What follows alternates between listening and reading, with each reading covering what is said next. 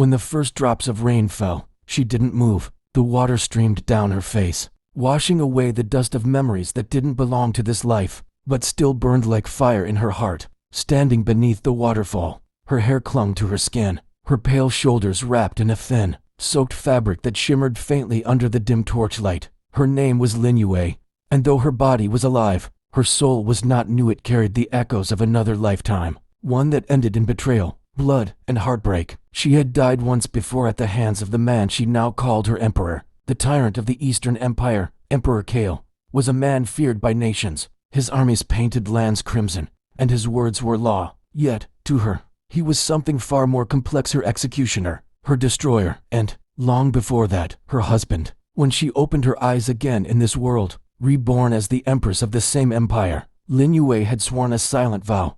Never again would she fall under his power. Never again would she love him. But fate, cruel and twisted, bound her once more to the man whose love had once felt like both heaven and hell. That night, he found her by the waterfall. Kale had returned from war only hours before, his soldiers whispering of his unmatched rage, his cruelty on the battlefield. But the moment he stepped into the courtyard and saw her standing beneath the water, fragile, drenched, her eyes distant as though staring through the veil of time, his world stilled. He should have looked away. He should have remembered she was his empress, the woman who shared his throne but not his heart. Yet, something deep within his chest stirred, something that felt too familiar, too painful. "Why do you stand here in the cold?" His voice was low, edged with command, but softened by confusion. Lin Yue turned her head slightly, droplets tracing her jawline. "Because the water doesn't judge," she murmured. "It washes what cannot be seen." Kale stepped closer. The sound of water roared between them, yet he could hear the faint tremor in her words.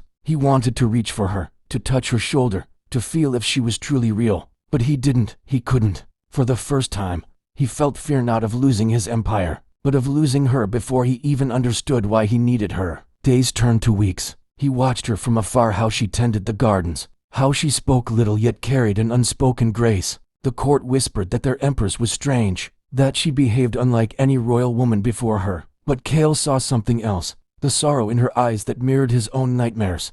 One night, in the silence of their vast palace, Kale found her painting by the candlelight. Her fingers trembled as she brushed the final stroke of crimson onto parchment, a streak that looked too much like blood. He stepped closer. "Why do you paint death?" Lin Yue froze, her heart pounding. She hadn't heard him approach. Slowly, she set the brush down. "Because I have seen it," she whispered. "Because I have lived it." Something inside him broke. Kale remembered dreams he couldn't explain, dreams of her face in another time, her screams echoing through the night, his sword stained red. He had dismissed them as madness, but now, seeing her trembling hands, her eyes filled with unspoken grief, the memories surged like a tide. "Tell me," he said hoarsely, "who are you, really?" She met his gaze, her calm shattering. "I am the woman you once killed." Silence, only the flickering candles bore witness to the truth between them. Kale staggered back as if struck. His chest ached with something unbearable: guilt, disbelief, recognition. "No," he breathed. "That cannot be." "It can," she said softly,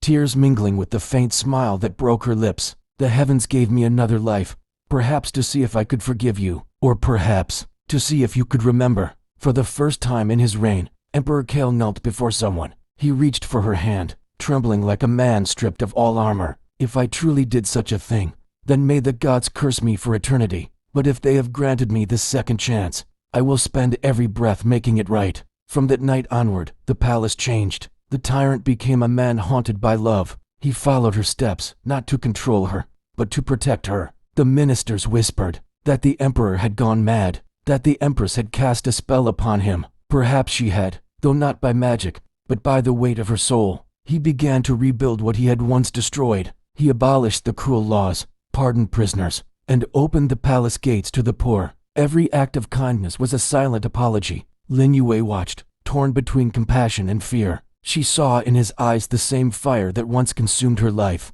yet now it burned differently, gentler, almost desperate. Each time he looked at her, she saw not a tyrant, but a man begging for redemption. And yet, forgiveness was not easily given. Months passed. One stormy evening, when thunder rolled across the mountains, Kale found her once again at the waterfall. Just as before, she stood beneath it, eyes closed, the rain pouring down her skin. "You still seek the water's forgiveness," he said quietly, stepping beside her. She turned her head. No, she whispered. Not the waters, yours. He frowned. Mine. I thought I hated you, she confessed. In my past life, I swore I would never forgive. But the more I see you change, the more I realize the cruelty of fate. It binds hearts even when it shouldn't. Kel's breath caught. Then let fate bind us again. He reached out, and this time, she didn't pull away. His fingers brushed her face, tracing the trail of water that blended with her tears. The waterfall roared, the world dimmed, and for a fleeting moment, time stood still. Two souls reborn, trapped in a circle of love and punishment, at last found a moment of peace beneath the endless rain. But destiny is never kind for long. War came once more, and Kale was forced to lead his armies. Before he left, he held her close and whispered, "If I fall again, find me in the next life. I will remember this time, I swear it." When he didn't return, Lin Yue waited beneath the waterfall every day, her heart steady, her eyes lifted to the heavens. She had been reborn once before. She believed she would be again, and somewhere, beyond the veil of time and tears, the Tyrant Emperor waited to his soul, wandering through eternity, still searching for the woman who had taught him how to love. Their story was not one of happily ever after. It was one of eternal return, of love that defied death itself, of whispers beneath the water that promised, "Even if the world burns again, I will find you."